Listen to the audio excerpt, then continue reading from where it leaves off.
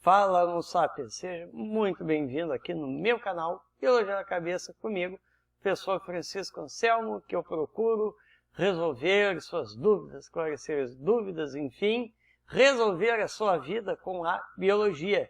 E é por isso, então, que eu já te peço para se inscrever no meu canal, já dá um like e já clica no sininho para resolver mais dúvidas e tudo que você tenha para ser esclarecido na biologia, e também já compartilhe nas suas redes sociais, ajudando a sua galera a resolver problemas com a biologia. E o Anselminho lembrando aqui para dar um like, viu? Bora para o vídeo. Hoje então é um vídeo revisão, que é o resumão essencial pré-ENEM 2021, parte 2. E hoje vou falar sobre ecologia e evolução. Começando por ecologia, então, temos a teia cadeia alimentar, que é o assunto super, hiper, mega recorrente, que nós temos aqui os níveis tróficos. Temos o produtor, que são todos seres fotossintetizantes, ou seja, que fazem fotossíntese, que são as plantas e as algas marinhas. Consumidor primário, que são todos animais herbívoros. Consumidor secundário, que são todos animais carnívoros. E o consumidor terciário, que também são todos animais carnívoros.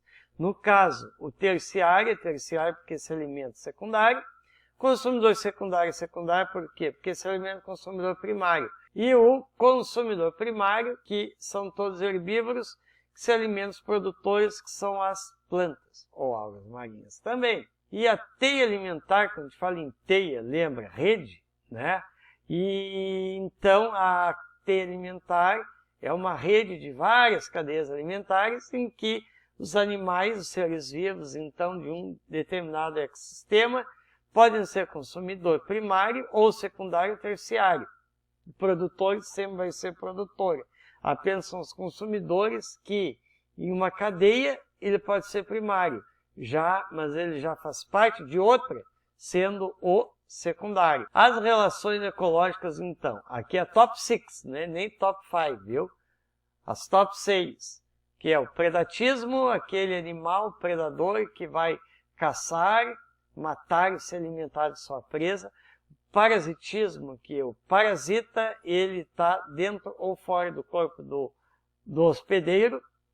O comensalismo, então, é aquele que vai se alimentar com que o outro indivíduo de outra espécie é o parça dele, o parceiro, ele acompanha e o que sobra da comida do seu parceiro, ele vai se alimentar. Comensalismo. Mutualismo, então, é aquela relação que eventualmente ocorre em que duas espécies diferentes acabam ganhando. Que nem no caso do boi ou da vaca, que tem sempre um passarinho se alimentando de carrapato. O boi está se livrando daquela praga, daquele carrapato, e a ave ali está fazendo uma boquinha. E também o jacaré com pássaro palito. O pássaro palito se alimenta, está fazendo uma boquinha com vermes, nematóides que fazem parte, estão dentro da boca do jacaré, e o jacaré se livra daquela praga, daquele verme nematóide. E as competições têm a interespecífica entre duas espécies e a intraespecífica entre espécies iguais. A interespecífica, que é entre espécies iguais, vou começar por essa que é a última aqui, ela ocorre em virtude do quê? De alimento e espaço. Enquanto a interespecífica, ela vai ocorrer por seres que ocupam um nicho ecológico, que é todo o conjunto de coisas, fatores, comportamentos do animal no ecossistema. E já caiu uma questão, fala do tamanduá-mirim. Fala que o tamanduá-mirim, ele se alimenta de um jeito, se reproduz de outro jeito, enfim, coloca ele o que ele está fazendo num ecossistema, né? Aí, então, nós vamos ter o nicho ecológico. E o habitat é onde o bicho mora, o ser vivo mora, certo? Mas vamos voltar no interespecífico. Então, quando duas espécies diferentes fazem parte do mesmo nicho, ou até mesmo se alimentam, mesmo recurso alimentar, eles tendem a ter um embate, certo? Em que termina que um sobrevive e o outro, ó, já era. Ou muda alimento, ou vai para outro lado, ou muda outro jeito, vai ter que alterar o nicho ecológico dele, certo? Para não, porque a outra espécie prevaleceu. Fluxo de energia. Quando a gente fala em fluxo de energia, nós falamos nas pirâmides ecológicas. Tirando a pirâmide de números, que indica apenas a quantidade de indivíduos de determinado nível trófico, ou seja, produtor, consumidor, seja primário, secundário, terciário, e na pirâmide de energia, nós temos que, no momento que o produtor, por meio da fotossíntese, absorveu a luz do sol para fazer a sua massa corpórea, suas moléculas, vamos dizer assim, suas células, né? Ele vai passar para essa energia dele, tirando o que ele precisou consumir para viver, vai passar consumidor primário, que usou energia, e vai passar quando ele for predado pelo consumidor secundário, que vai diminuindo. Só que ela é unidirecional, né?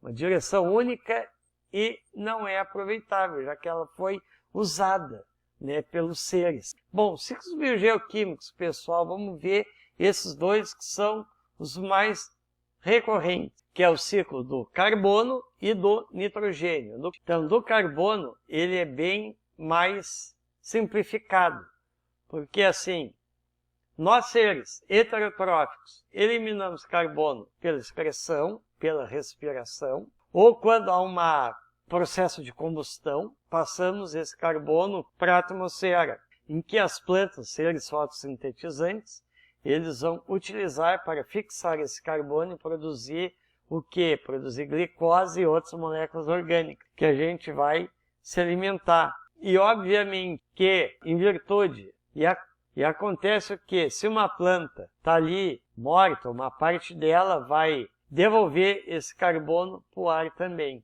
né? E aí vai esse ciclo. Já o nitrogênio, ele é um pouco mais complexo, porque ele vai envolver a participação de várias bactérias. E tem aquela que pega do ar, e depois tem a que está nos nódulos das plantas, as micorrizas, para a planta absorver o nitrogênio, que vai fazer parte proteínas, ácidos nucleicos, enfim, e para nós, então, heterotróficos, podermos nos alimentar e ter o nitrogênio no nosso corpo. E é claro, por meio de uma excreção, um animal morto, esse nitrogênio volta para o solo. E lá no solo, acontece que há dois grupos de bactérias que fazem o processo de nitrificação. Nitrosação é aquele amônia, vira nitrito, vira nitrato, desnitrifica. Bom, então aqui os assuntos sempre eternos, recorrentes na prova do Enem. Sustentabilidade, que envolve, obviamente, muito mais coisa que isso, né? A poluição do ar, poluição da água, né? A poluição da água, temos a magnificação trófica, em que as bactérias do meio aquático vão ter um metabolismo alto devido a muita sujeira na água, folhas, e vai tornar a água morta, né? Praticamente, porque ele vai consumir o oxigênio, consome o oxigênio da água e nada mais sobrevive ali. A geração de energia também, temos as energias limpas, a eólica, tem a solar, tem a nossa, que é a nossa matriz energética, que são as hidrelétricas, mas todas sempre tem um probleminha e outro. A eólica mata pássaros e aves migratórias. A hidrelétrica atrapalha a migração dos peixes. Só temos a energia solar, que não dá tanto problema. Destino do lixo, descarte do lixo orgânico, o seco, o aquecimento global, certo? Por causa daqueles gases, efeito estufa. Bom, em evolução. Em evolução, é bem interessante saber diferenciar as teorias e pensamentos do Darwin e do Lamarck. E é bom lembrar que, para Darwin, os seres vivos que nascem de uma determinada espécie, todos são diferentes. Aquele que nasce com uma diferença que o torna mais apto ao seu meio, esse sim sobrevive e aí vai passar essas características natas desse indivíduo para os seus descendentes. E assim, então, a espécie vai evoluindo. Enfim, a vida dos seres vivos vai evoluindo. Quanto ao Lamarck, a ideia dele é que os seres vão se adaptando, modificando o seu corpo ao longo da sua vida e passando essa adaptação aos seus descendentes. E é por isso que é errado, então, que eu botei aqui em cima, dizer que o indivíduo evoluiu para se adaptar. Então, isso aqui é uma ideia equivocada. Então, agradeço a você que chegou até aqui, ao Anselminho também, e até o próximo vídeo. Fui!